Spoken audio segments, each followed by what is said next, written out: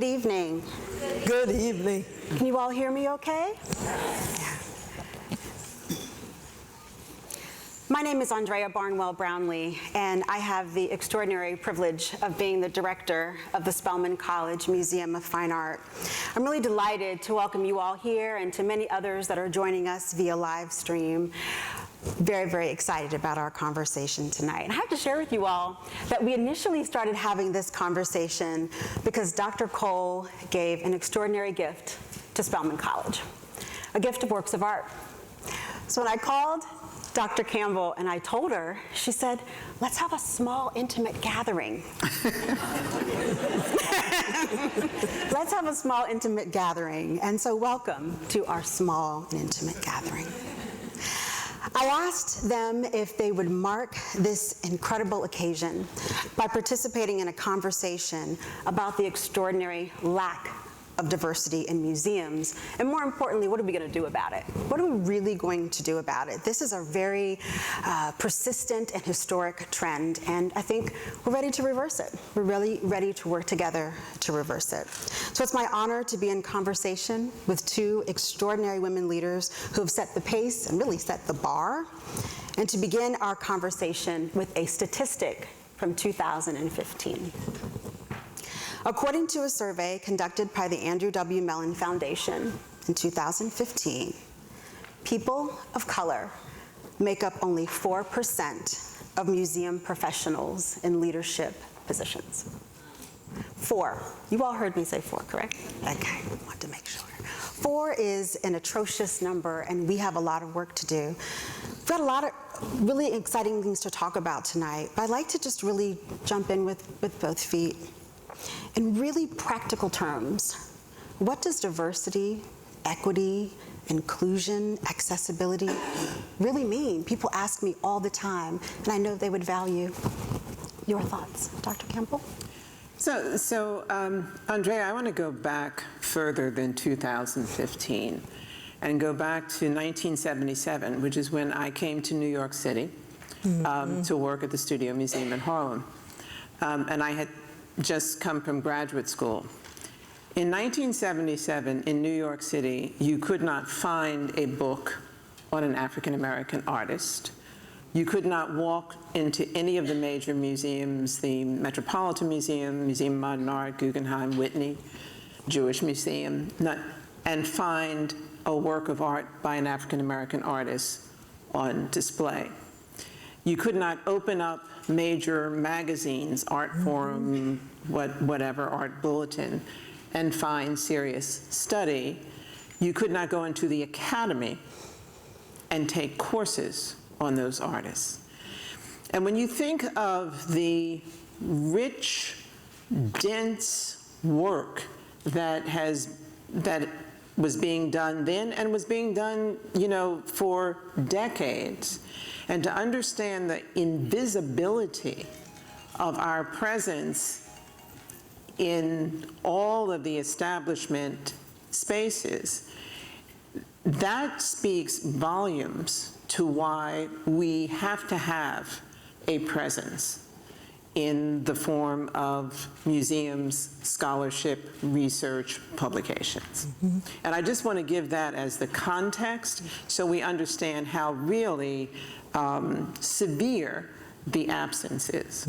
Thank you for framing it in that way, because the statistic that I shared is something that we cite often in this field because it's so alarming. So thank you for really providing a greater and a fuller framework for what we're really talking about. This is a pervasive challenge that we're really trying to combat. So before we even start talking about who's in the museums, let's talk about who's not on the walls, et cetera, et cetera. So thank you for framing that. So what do we mean in really, really practical terms? What is diversity? What is inclusion? People ask me all the time, what do you mean? Well, I like to describe diversity, equity, accessibility, and inclusion in this way. Diversity is when everybody is invited to the dance. Equity is when there are no special invitations, no color coding. Everybody gets the same invitation. Accessibility has to do with making sure that when everybody comes to the dance, they are accommodated. If they have special needs, whatever those needs are, they're addressed. Inclusion means that everybody is asked to dance according to their own music. But let me be a little more specific and say this. We live in a world where there is a crying need for diversity, equity, accessibility, and inclusion in every space. In higher education, in the corporate world, in the so-called not-for-profit world. But for me and for Sister President and for Sister Director, there is something that really hurts when we don't have it in our museums, because we believe that art has an unusual power to tell stories.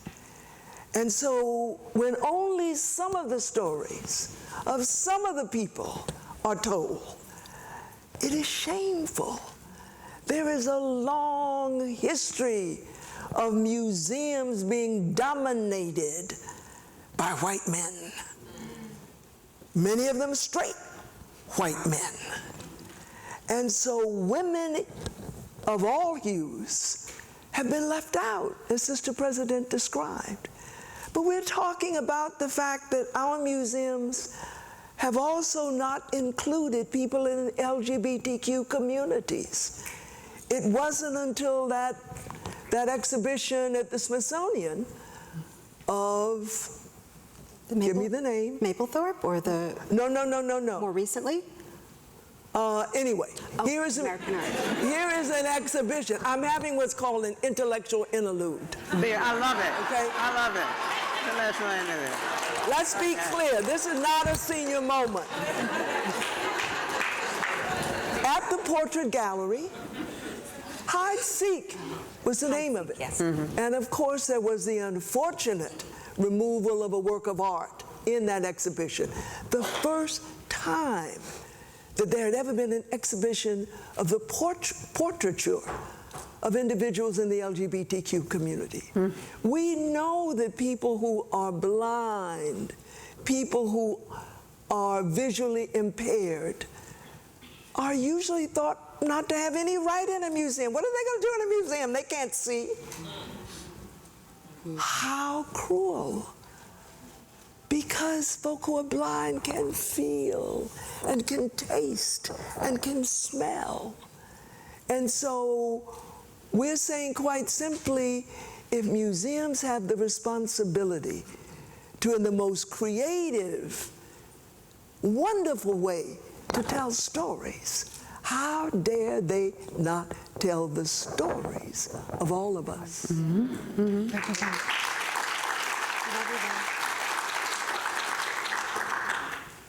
So we're all asked to dance, and we're all asked to dance to the music of our choosing. Let's flash back and explore how both of you all really entered this arena. Would you say a bit about how you discovered art history and how art history really discovered you? So I have to confess, when I'm from inner city Philadelphia. I went to Swarthmore. I couldn't tell you what art history was. I had no idea. And there was a bulletin board, and it said that a professor in art history was coming from London, and he was only going to teach 6 students modern European and modern American painting and sculpture. And I thought, well, that sounds cool. I'll sign up for that. And he did not believe in slides. He did not believe in that was in any way a way of teaching art authentically. So he made us go to museums all up and down the East Coast. So we went to the Barnes Foundation, we went to MoMA, to the Philadelphia Museum, to the Cone Collection in Baltimore, and I discovered that I loved looking.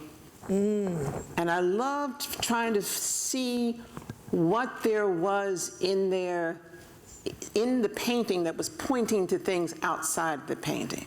And I love thinking about painting in relationship to poetry. And I love thinking about it in relationship to other things. And I just understood this as world making. And this was a way that you could tell stories in a way sometimes much more powerfully than you could tell them with words. And so I just totally fell in love with that discipline. But it was after I got out of college, I went to go live in Zambia for 2 years in the bush.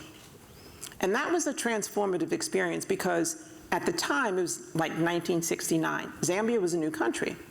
And so it had a black president, all the ministers were black, everything about the country was run by black people who were going to determine their destiny. And after spending 2 years there, I said, that's what I want for myself. I want to go to my country, and I want to have that same feeling of ownership and proprietorship in my country. And that's what I brought back with me. And I'll tell you one last piece of this story. When I got back to Syracuse, we formed a group called the Black Artists Collective. Just totally, mostly artists. I was the only non-artist. I was an art historian. And my husband, who's a physicist. We were the only two who were not artists.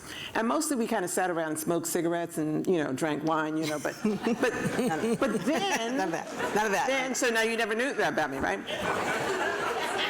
But then there was this wonderful faculty member who decided he was going to start a gallery for black artists in the neighborhood of Syracuse University. And all of a sudden, we had something to do. And we all volunteered. We swept the floors, we cleaned the bathrooms, we hung the paintings on the wall, we wrote the labels, we wrote all for free. And that's where I learned to love the work of being a curator. And that was coming to understand what my passion was, and then finding a way to move towards that passion was really how I got started. That is so very exciting to me when I think about what we're building here, but we'll come back to that. So Dr. Cole, what about you? How did you become so smitten with our discipline? Because I am older than Sister President. Just by a little. And, no, and we're not going to do the numbers here, but if we did the numbers, I know who's the oldest. And because I grew up in a different part of the country, my entrance into the world of art and loving art has to be first explained in terms of denial. I grew up in the segregated South, in those wretched, wretched days when everything that I did was determined by the color of my skin. Where I went to eat, where I went to the bathroom, where I drank water, where I went to school, the library I went to, and the museums I could not enter. But I've told this story so often that my mom had what you folk in art history call the eye. And my mom adorned our home, with art, reproductions mainly. But I just thought this was wonderful. And on a coffee table were these big catalogs that you art historians love. And as a little girl, I couldn't hold them. So I would get on my knees and leave the catalog and just go through it. My mom introduced me to art. But I want to say this. While my mom had the means financially to put works of art in our home, look at the homes of so many black folk, so many brown folk, so many folk of color who don't have means. You're going to see things cut out and pasted on the walls. I bet you're going to see a portrait of Martin Luther King. Yes, you will. You will probably see an image there of King and Kennedy and Kennedy again. You will. And so I don't want us to have this notion that only if one could afford to go into museums could you care about art. We had an incredible presentation today and a performance by Brother Professor E. Patrick Johnson as he talked about the church and those church ladies. If that isn't art, what is it? So again, I grew up not with permission to go to museums, and if I had gone, I would not have seen what Sister President is helping us now to sow love. I wouldn't have seen the work of Romare Bearden or Elizabeth Catlett. I wouldn't have seen Jacob Lawrence or Gwendolyn Knight. But you know, I am so grateful that my mom helped me to fall in love with art. And then through anthropology, you know, language we wouldn't use now. I had to take a course in primitive art, a term we should never use again. But that also helped me to develop even a deeper love of art. Like Sister President, who went to Zambia, I spent 2 years in Liberia doing the field work for my doctorate, and probably learned there the most important lesson that any art historian or museum professional should learn. And that's the importance, whenever possible, of presenting art in situ, in its most natural environment. Because that is what so characterizes African art. It's not up on the walls, it's where people live. And then I'll just end this by saying, one day I had this outrageous invitation. I mean, outrageous seems too mild, since I, unlike Sister President, did not have a background in art history. But I was asked to come and serve as the director of the Smithsonian's National Museum of African Art. I like to tell that story, especially for my Spelman sisters, because I think so often we as Black women and as people in other marginalized communities do not do what we can do because we think we cannot do what we can do. And I'm telling you, a whole bunch of straight white men who are heading corporations, all right, are doing so because they just assumed they could do it. And so, I am grateful that I was put in a position to say, I don't have a degree in art history, but I'm trained as an anthropologist. My specialization is African studies. And most importantly, I love art.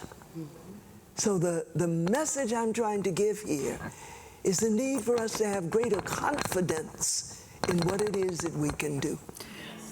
and you had run 2 great institutions, and you ran them well. Right. Thank you, ma'am.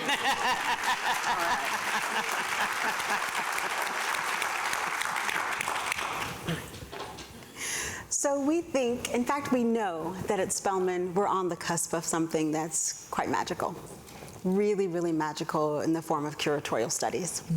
It's something that it makes me so happy to hear Clark say, I'm a part of, the second cohort. I'm a history major, and for so many of the students that have really taken a liking to what we are up to here. And so in 2014, with the help of the Andrew Mellon Foundation, we really began piloting this project. We had 4 priorities. Certainly academic coursework was one of them. Paid summer internships was another. Mentoring is something that we feel so strongly about. And then introducing our students to anybody that was in a museum position that could give them more insights. I mean curators, I mean museum educators, directors, finance officers, a number of people that would encourage them to think about the various aspects of the field. And you've both touched on it before, but I really want to dive a little deeper. Why is it important for Black women to be in leadership positions in museums? So, Andrea, I want to comment on you mentioned the Curatorial Studies program that started in 2014. She's being very modest. Because what Andrea did in terms of shepherding that project forward is she established a level of excellence and a level of mastery for the students. And she, you see, destination shaking her head, right? And communicated that passion for the object, for understanding the object, for reading it and understanding how to get something from it. Over the past 5 years, right? Over the past 5 years, Andrea has created almost, I won't say single-handedly, because you have a great museum staff with you, but the museum staff has really created a presence for curatorial studies that is not just about being in the gallery mounting a show. It's about understanding the ecology of a museum, what it takes to run it, how it functions in the world, the power it has in the greater culture. And she has really, over the past 5 years, just given Spelman College this incredible presence that I don't think I certainly no other HBCU has, but I would venture to guess very few other colleges and universities have. And it's enabled us now to take that foundation and build it by now installing an art history major, a curatorial studies minor, for the entire Atlanta University Center, which we're calling the Art History and Curatorial Studies Collective. And our goal is to make Spelman College and the whole Atlanta University Center be the principal incubator to begin to send young men and women out into the world to be professionals in all levels of the museum. So I just want to say that before I answered your question. I think we need to applaud us.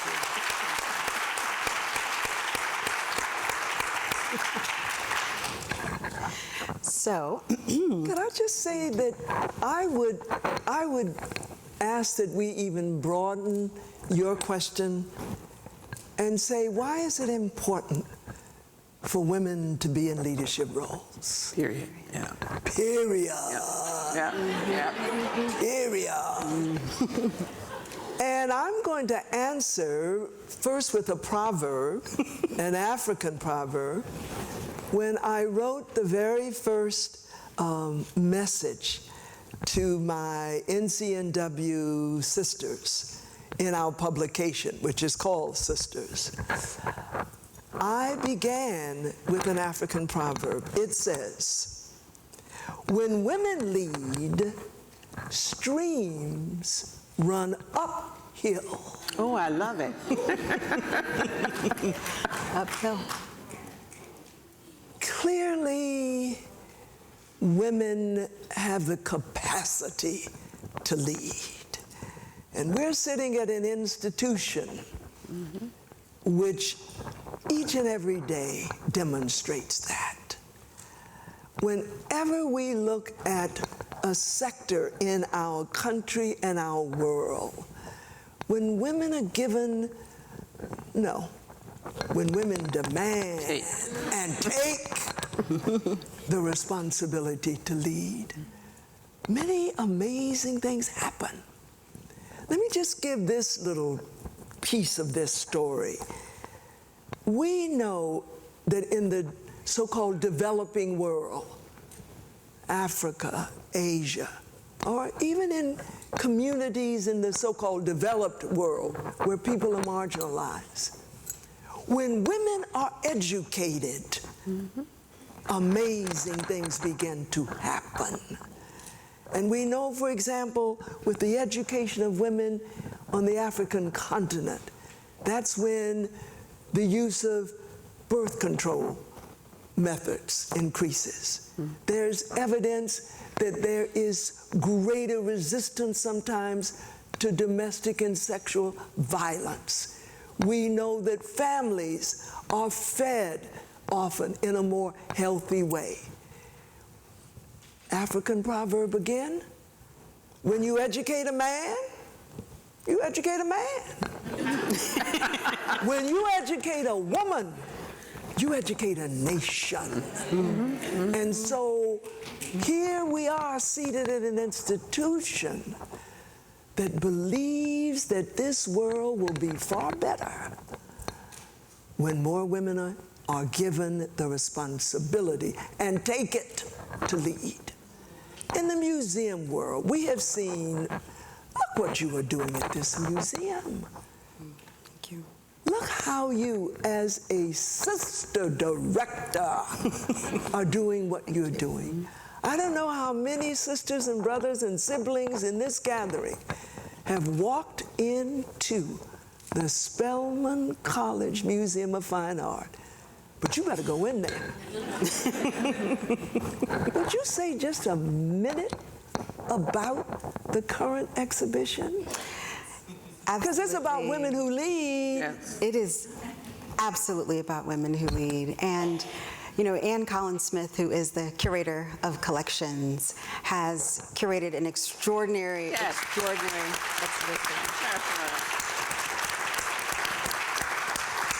It's called Presence, and it's meditations on the Spelman College collection. So there are about 25 objects that are indeed in the permanent holdings that speak to everything from soft power to claiming your space. It is an exceptional show. It primarily features some of our newer acquisitions, and it's a knockout. I can't get enough of it. I walk into it every day, and it's just a really, really exceptional exhibition. On the other side of the museum, there is an exhibition by Amy Sherald. So Amy Sherald is perhaps best known as the artist who painted the portrait of Mrs. Obama. Have any of you all seen the portrait of Mrs. Obama in person? So you've experienced it. So when you go into the museum, you're in for an additional treat. This is a show that was organized by the Contemporary Art Museum in St. Louis. And I wanted to frame those two projects because we fundamentally believe in our mission. We believe in inspiring and engaging communities, primarily through work by women of the African diaspora. And so when we walked in, I saw Pam, I saw some other people that have come from, quite a distance to really celebrate the works that are on view and our extraordinary mission. So I invite you all to join us in there afterwards and enjoy this feast for the eyes. There's a lot of eye candy in there, and I really, really look forward to hearing your feedback. But it's a very, very special place. There's no other institution in the country that has this very unique mission, and I look forward to your feedback and to your thoughts. I think you're in for a real treat. So I want to come back to our students for a moment, because the number of students that come to my office and say, my parents won't allow me to be an art major. They won't allow me. I'm so excited about this art history major coming, but they won't pay my tuition in order if I decide to be an art major. I need some practical advice. I need some very, very fundamental advice to give not only to parents, but also to the students that are so passionate about this work that they can't get it out of their system. What do I say to those parents? What do I say to those students? So I think one of the most important things that you've done to date is to create a network of professional opportunities at major museums around the country. And so over the past, 3 or 4 summers, in fact, you've been sending students out and they are working, right? They have jobs and they're getting paid for them. And so beginning to understand really what the profession is about, the fact that there is an area of expertise, the fact that there are opportunities for them. It's a reasonable concern for a parent. It's a reasonable concern that for the investment they're making, that their daughter will have some way of making a living and paying the rent when they get out. I think that's perfectly reasonable. So I think part of what we do here and what we're going to have to do in years to come is we're going to always be educating not only our students, but our entire community, educating families, making sure we understand the range of opportunities, not just in the museum, but in the art world in general. There are galleries, there's the art market, there's the business side of museums. There's a whole array of expertise that students can employ. And part of our job is going to be to open that world up to our parents and our families, to reassure them. And I think that's a responsibility that we have. Yeah. Any additional insights? The only thing I would add to what Sister President has said is if we can help moms and dads and aunties and uncles and grandmas to accept that daughters and yes, sons have the right to make a living, but they also need to be able to make a good life. And a good life really is centered in one's passion. Yep. And so if this Spelman sister is being told by her parents that she is to be a lawyer, she can probably make a good living. But if she wants to be an artist and have a good life, she's got to follow her passion. And I really, really like what Sister President has said about our responsibility as people in the museum world to educate not just our students, but families and communities about the world of art. Now, not every Spelman student who is into the arts is going to end up being, a Yinka Shonabari, a Romare Bearden, a Elizabeth Catlett. But how do we know that? That's right. How do we know that? And finally, the art of people of the African continent and the diaspora, at least those of us, the most recent immigrants, this art is being truly acknowledged.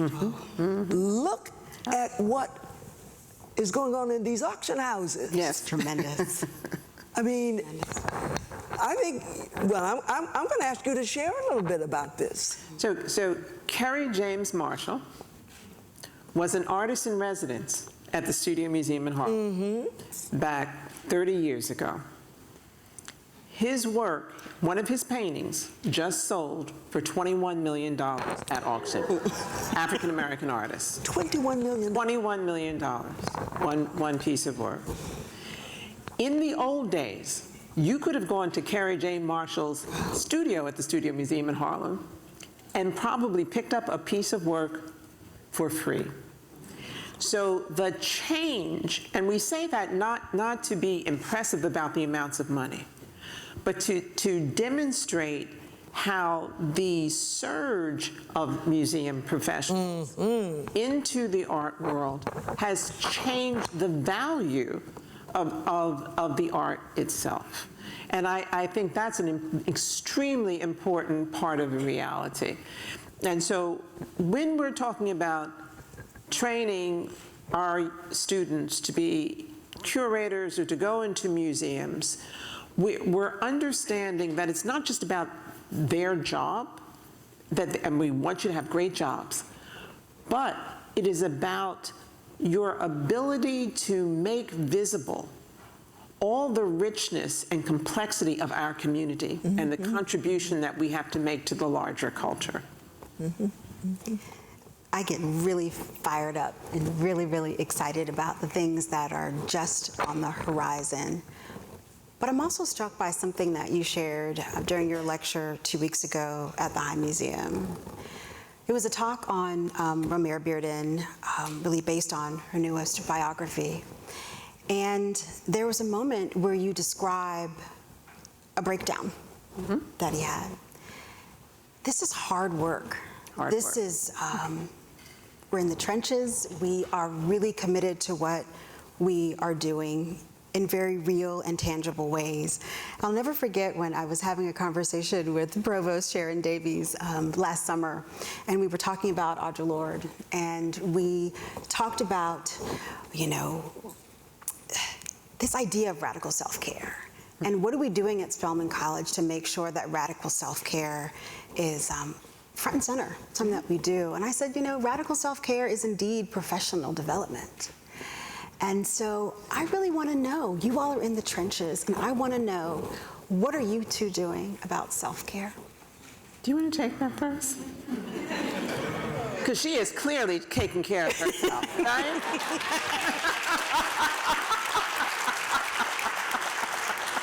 Well, I appreciate that, but I tell you what strikes me as really, really important for me to say right now. And that is that I have not been the best at self-care. Too many nights, over too many years, talking to Beverly God Sheffield at 2 o'clock in the morning. Sleep is important, and sleep deprivation is serious. Not having a regular exercise program, not eating well. But the good news is we human beings can change. And so here I am in the 3rd act of my life, hoping the curtain doesn't come down anytime soon. And I am really trying to do better. Because, and I hope we don't overdo this self-care thing. I mean, it can kind of get a little out there. But obviously, if one is, well, let me say, if I continue to be as committed to social justice as I have always been, then I got to take care of myself. Because otherwise, I'm not going to be in that struggle. It's as simple as that. What are you doing? I have to confess, I am extremely devoted to a philosophy of self-care because for me, particularly here at Spelman, it is the only way that I can care for others. And it means I do sleep, I do get sleep, I meditate, and I really cherish the moments to have my personal connection with my God. I exercise almost every day. My staff is sitting back there. They can verify for me, right? Yes, I'll get up. Yes, Steve. And wave a hand. I'll get up from my desk, put my sneakers on, and walk the yes, right? You've seen me walk the campus. I'm out there. And I had to learn it the hard way. Because I had a time when I thought I could do everything, anything, you know, skip meals, do the whole thing, and everything just stopped. And I made the decision that if, in fact, I wanted to have the time, the patience to really think and care and listen to the people around me, I had to start with myself in order to do that. Yeah. That makes me really happy because our students are bombarded with so many things, from our cell phones to our, I mean, we are really, really bombarded on a regular basis. And I see evidence that turning off doesn't happen quite frequently enough. So you all clearly know that I can talk. And I'll add one thing that is really, really important to me, and that is play. You got to know how to play, and you got to be serious about playing, about putting the devices aside, and just having fun. That is like really important. And you know, I think we could connect this conversation that we're having now about self-care right back to museums. These are places that can just do so much for us. And yet, according to the figures, only 9% of museum goers are people of color. And so, talk about a place of joy and fun, and sometimes getting just really provoked. Yes. And at other times just feeling the magic of creativity.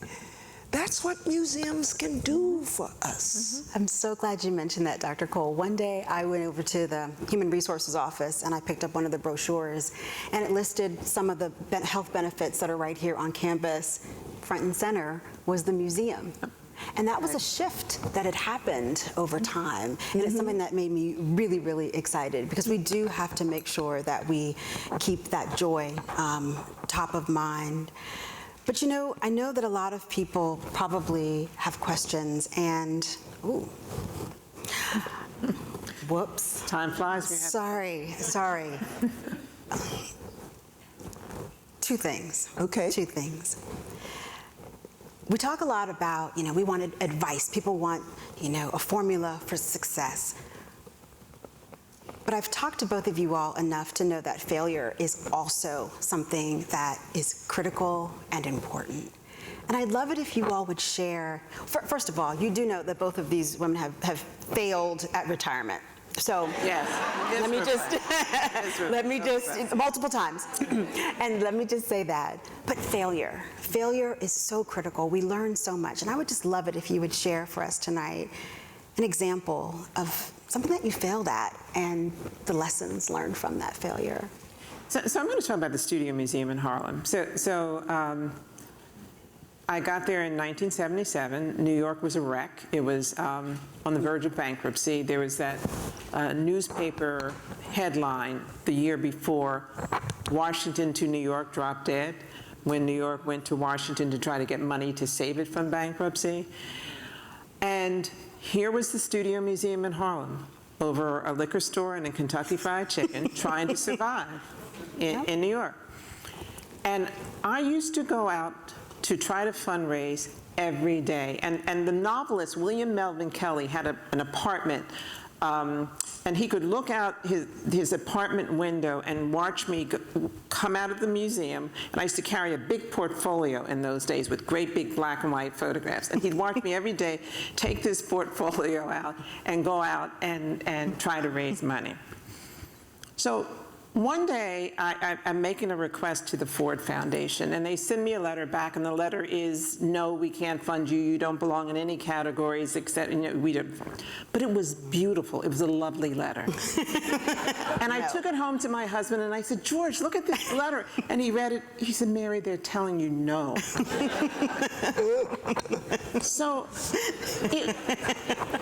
I called them up on the phone, and I started talking to the guy, and I just told him, you wrote me, that was just a really nice letter. I guess I couldn't get a dime from anybody, so I just thought I'd just strike up this conversation with him. And in the course of the conversation, he said to me, he said something about his wife's name was Mary Elizabeth. I said, well, that's my middle name too, Mary Elizabeth.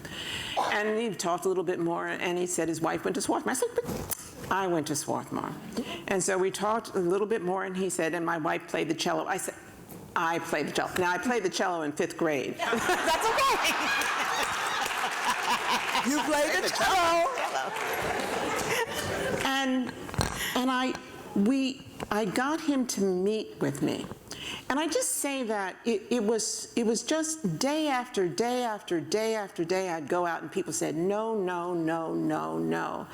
And I just had it in my mind, if I could just connect with somebody and bring them in to see what the possibility was.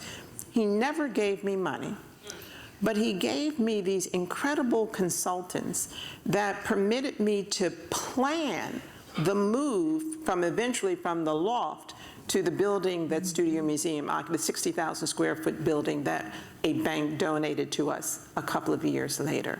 So that kind of persistence and what I want to call faith, I think, is just something you have to kind of cling to. Mm-hmm. Mm-hmm. And for you, failure, and the lessons of failure, wow. Well, I'm first thinking of a very special Japanese saying. I learned it from someone at the Smithsonian, Sako Fisher, who served on the National Board at the Smithsonian. She is Japanese American. She always signs the end of her letters with these words, down 7, up 8.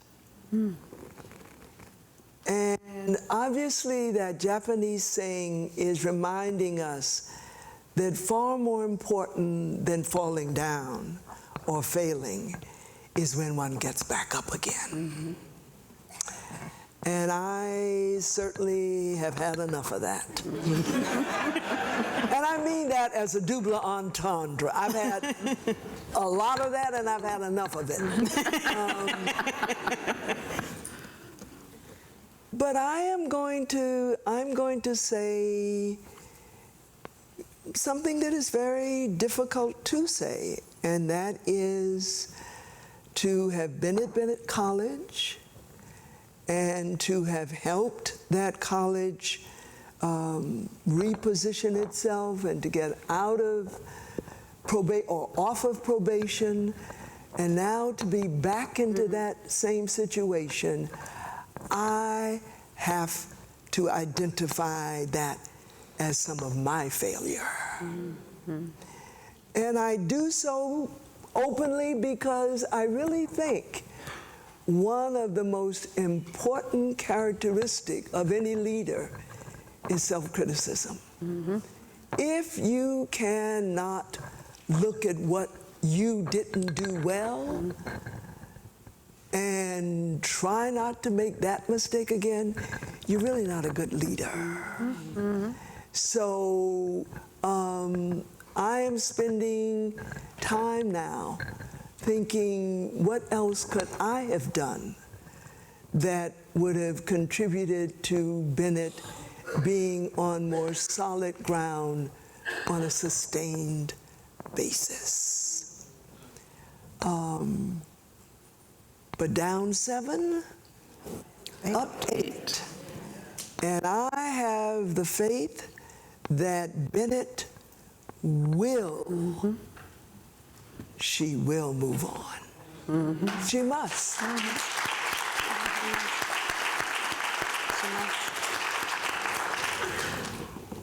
Well, you all know that, like I said, I like to talk. I have several of the questions, but I know that you all also have questions, and I know that time isn't necessarily on our side. I apologize for that. Are there any questions that anyone in the audience would like to pose? I think, are we bringing a mic to her? Thank you. Thank you.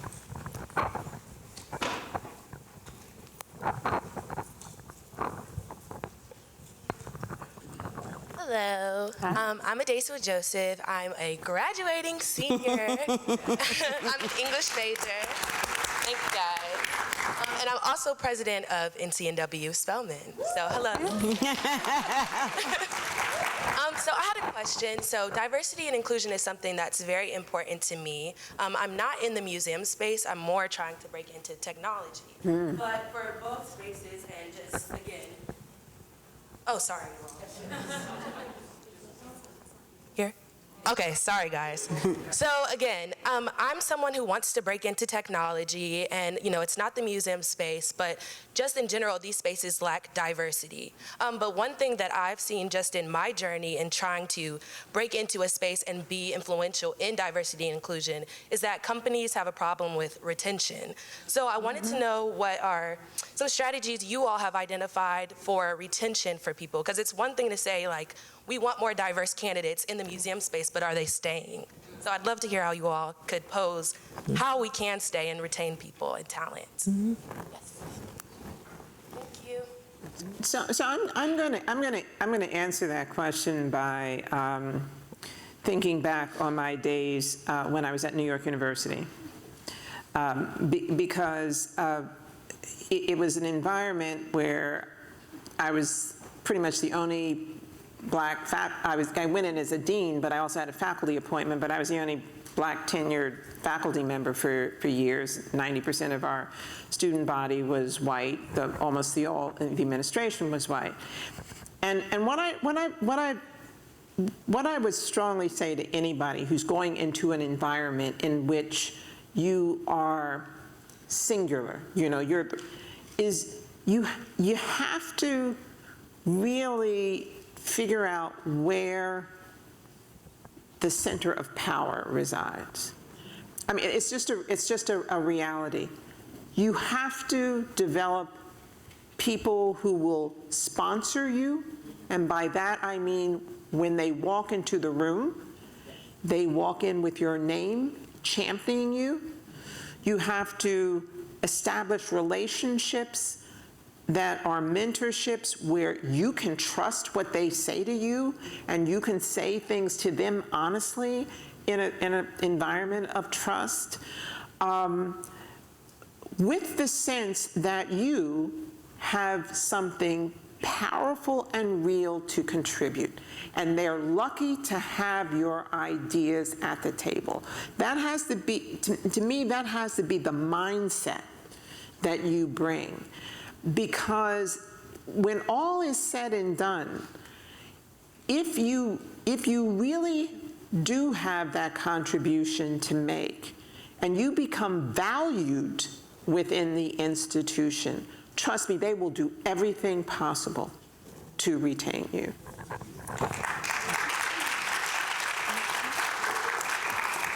There's another question. Could I just not add anything to that, but say thank you to the sister president of NCNW at Spelman College?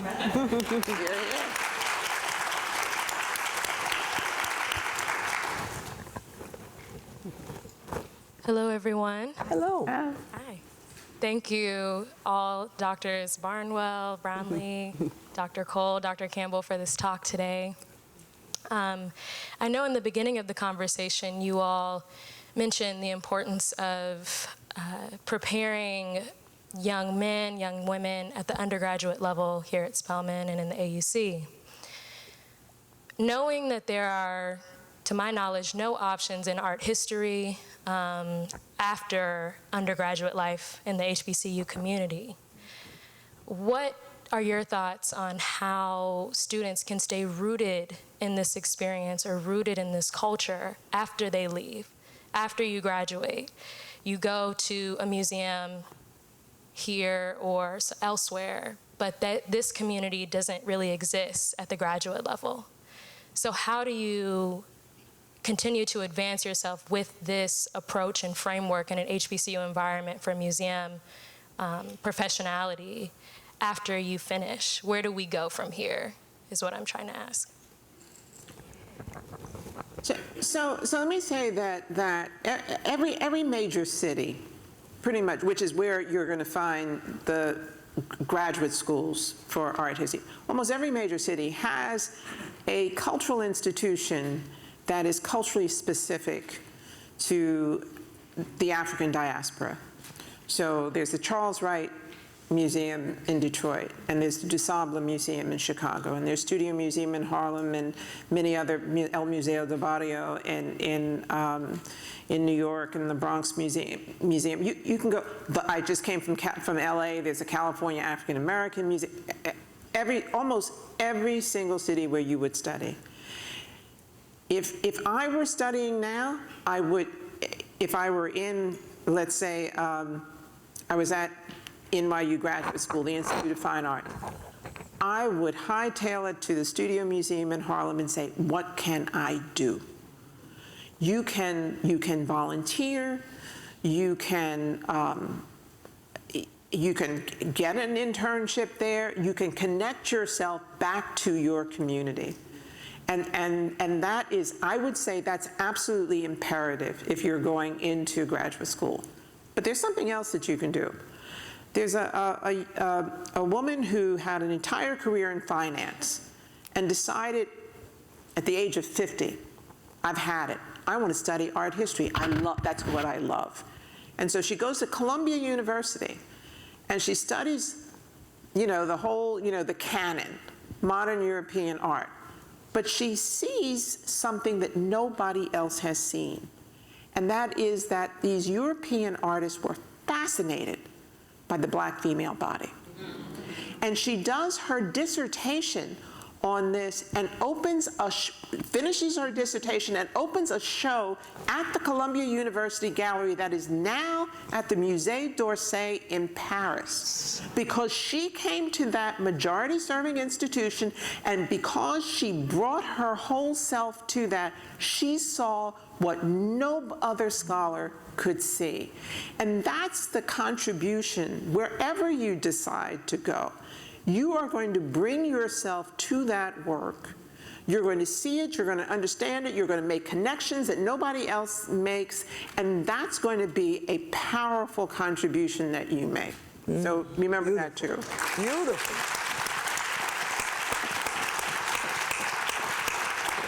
There's a question on this side.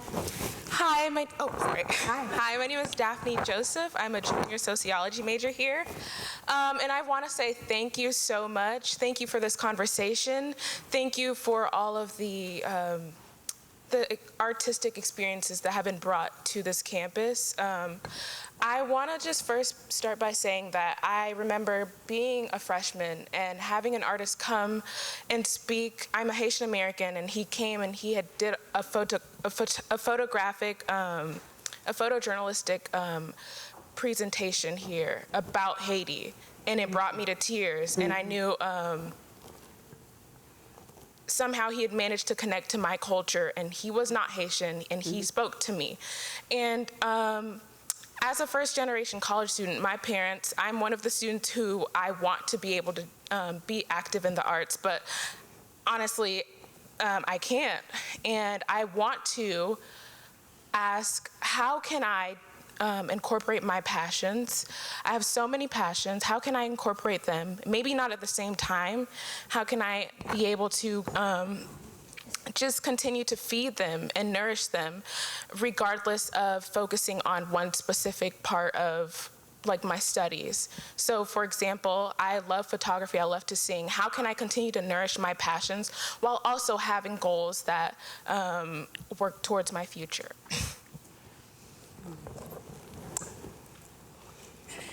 I think discipline is one way that you can honor this range of passions.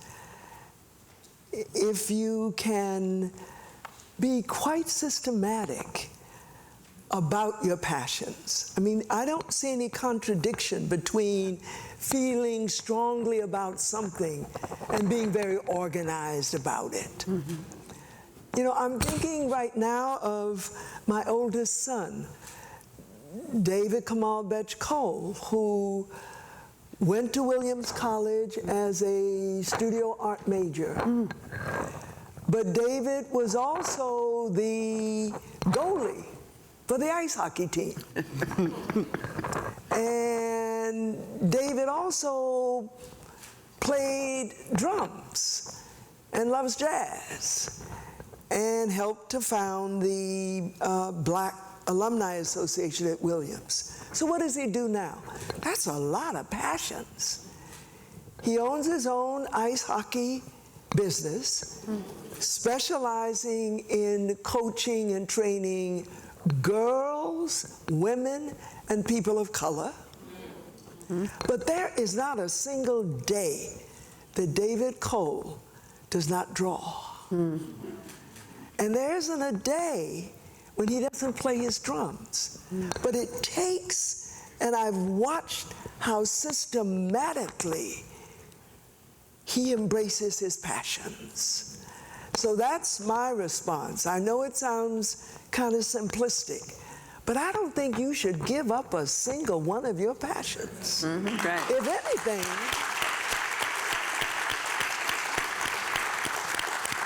I'm going to encourage you to find a few more. But you got to be organized about them. You've got to be systematic about them. It's the only way you can honor all of your passions. There's a question here. Hello, good evening again. My name is Destiny Fillmore. So, with my art historical education, I'm being exposed to artists that I never knew about. So African-American artists who are creating during colonial era. So Scipio Moorhead, and we have Edmonia Lewis and William Edmondson. These are all courageous and awesome makers who I never knew about, and their work it predates any contemporary artists or anything that I learned about before. And so I'm wondering, the level of erasure within the museum, within museums is so expansive and so large. How do we combat that erasure as museum professionals, as patrons of the arts, in a way that is thoughtful and careful, in a way that is honoring of our ancestors and their accomplishments, but that is also inclusive of contemporary artists?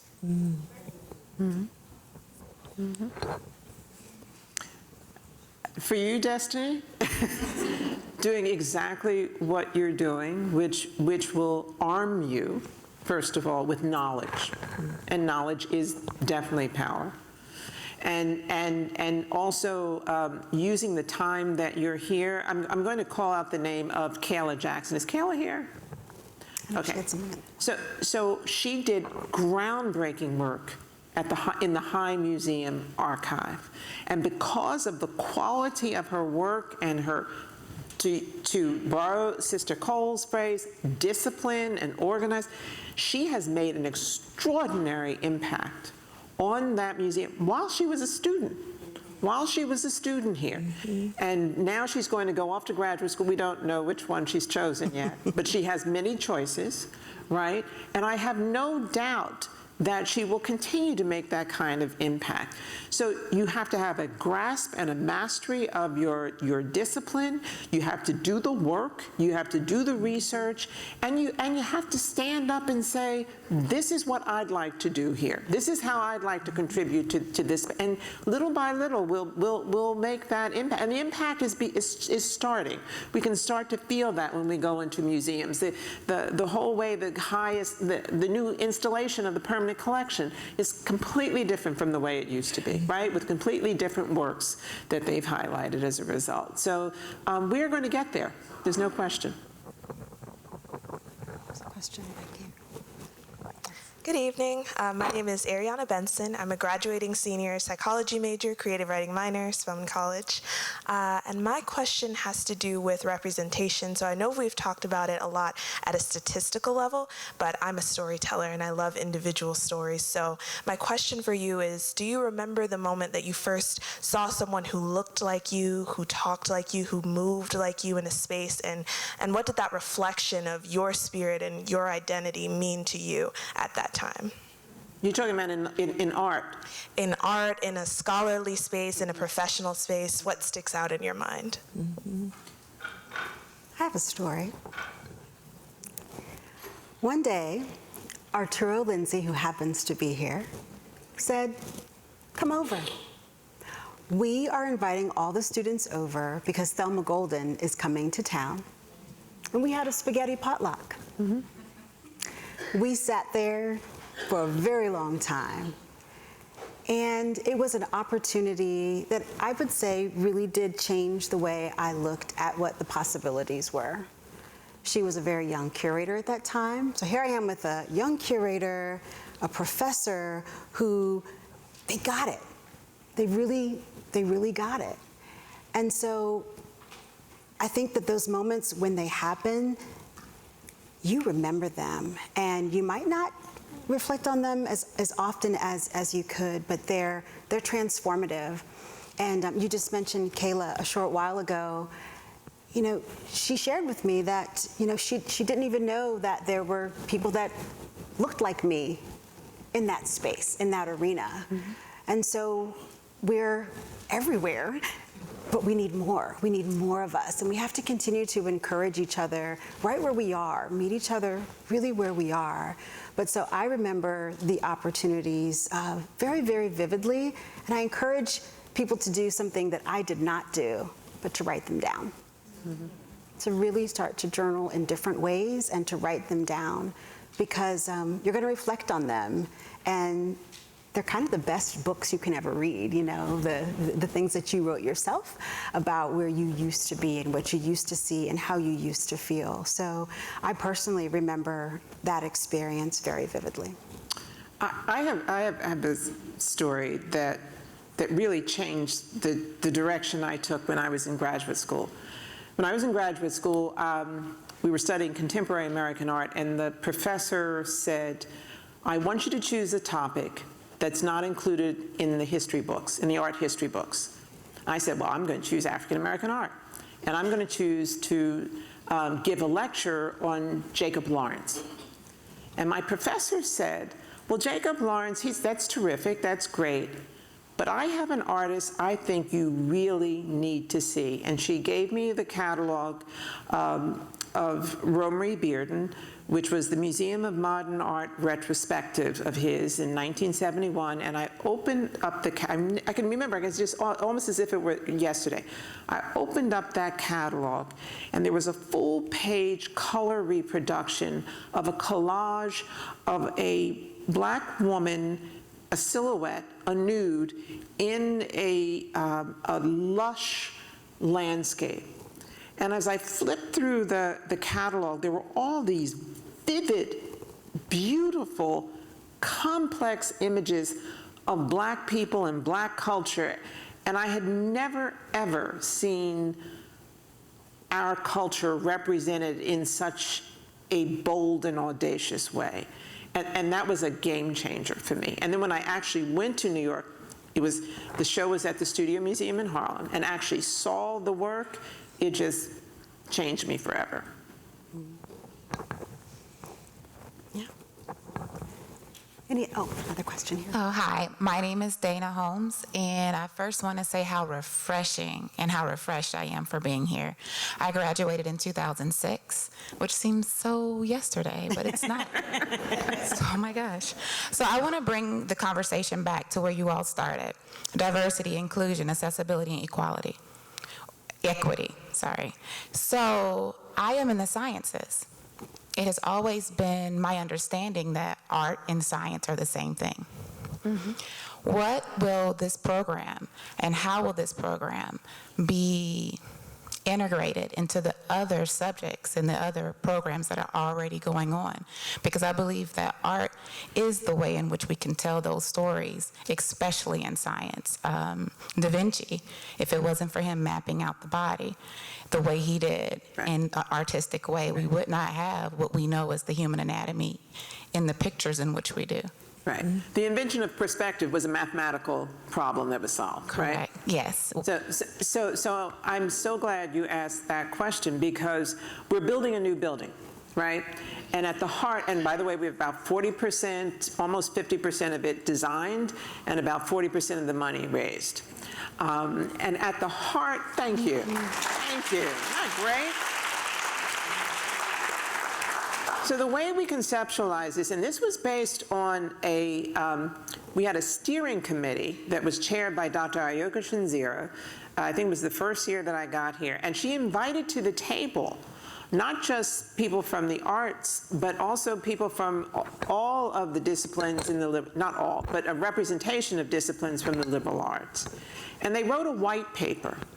And the thing that the white paper said is that the way we conceptualize the arts at Spelman College is called Arts at Spelman, has to have an interface between the arts and between our disciplines in STEM fields, and that we also have to have some consciousness and cognizance of the ubiquity of technology in all fields of the liberal arts.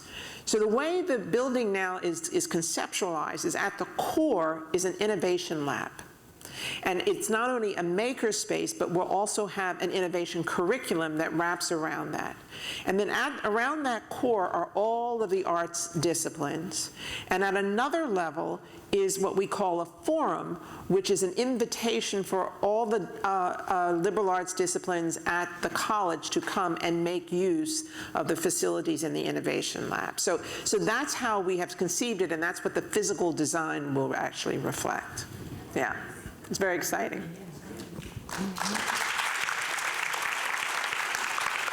So I think we have time for just one more. Is that okay? One more question. Sorry. Hello, my name is Nyla Barnes. I'm a first year here at Spelman College, double majoring in international studies and French.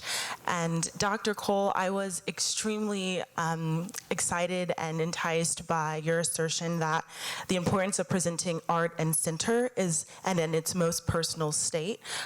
You made that comment in reference to your time in Liberia. And so my question to all of you, but more specifically to Dr. Cole, is how can we continue breaking down the xenophobic and nationalistic tendencies and mindsets more effectively in museum spaces when not everyone has the opportunities and the means to travel abroad? Well, first, I want to just reach out and give you a hug like this, but I'm gonna give you a real one soon. It just tickles my heart to see you here, Nyla, to know that your mom is a Spelman alumna, to know that your mom discovered anthropology here at Spelman College in a class that I was teaching. And so there's a... There you go. Full circle. Full circle. There is a connection here that is really, really very special. I'm going to turn to you, Sister President, to answer Nyla first, and then there's some things I want to say toward the end. So we probably have that opportunity every day, right? I mean, what you're really asking, if I understand the question, you're asking how do we appropriately cross boundaries, and how do we make that boundary crossing easy in both ways? And it seems to me that the whole reason for having a liberal arts education is to be able to learn to do that, to be able to create the mindset to really sit and listen to what someone who is completely different from you is saying, and to be able to critically respond to that, and learning that, and let me say something about Spelman and diversity and inclusion, because we haven't talked about that. People make the assumption that, you know, if it's a college full of black women, it's like monolithic. Nothing could be further from the truth at Spelman College. This is the most diverse community I think I have ever experienced. And here, while you're here, making the effort to encounter something that is other than you, something that is unfamiliar to you, something that is different from you, something that challenges you or even challenges your own sense of the status quo, is got to be part of how you manage your education here. Because when you get out in the world, the level of difference and debate and dissent is huge. And you can do one of two things. You can kind of recoil and kind of comfort yourself in a familiar circle, or you can go out and be like this warrior woman or this warrior woman and understand really how to stand your ground and make your case and move forward. So I would say use your 4 years here to do that cultural policy. I wanted to make a connection between what Nyla has raised, what Sister President has just said, and a conversation that we had in this very space a little earlier, presented by the Women's Center. And it's to say this: if there's one thing that we need in our country now and in our world, it is certainly to cross boundaries. It is clearly to move from our own sense of specialness, specificity, to understand that there is a world full of folk of extraordinary diversity. And if you don't do that at a college, where else are you going to do it? And there was something that I didn't say in the earlier program here that I want to say now, and I want to say it to you very directly, Sister President. It has to do with your courage as a leader in saying that this is a college that will welcome transgender students.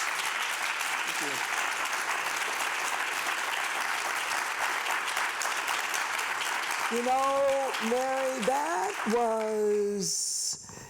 was courageous leadership at its best. Thank you. And why would you do that? Because, Nyla, you have the right to be in a community of extraordinary diversity. And that means in terms of sexuality and gender identity as well.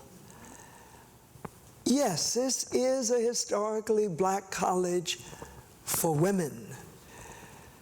But let's remember, we didn't ask years ago to have historically black colleges for us. There was no other place for us to go. And when this nation decides to have all colleges and universities fully welcome us, then we can close our historically black colleges and universities. And when co-ed institutions welcome women in the fullness of who they are, then we can close our women's colleges. I don't think we're going to be doing this anytime soon. So just to bring some closure on the point that Sister President spoke to so eloquently. Understanding who one is actually most easily done by encountering those who are different from you. Mm-hmm. And this is a college that presents you with extraordinary possibilities to do that. I am really, really proud that contributing to that is the Spelman College Museum of Fine Arts. You're here. Thank you.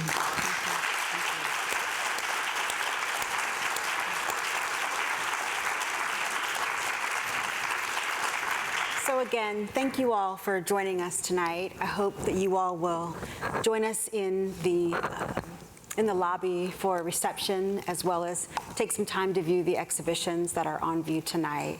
But most importantly, please join me in thanking both Dr. Campbell and Dr. Cole for this conversation.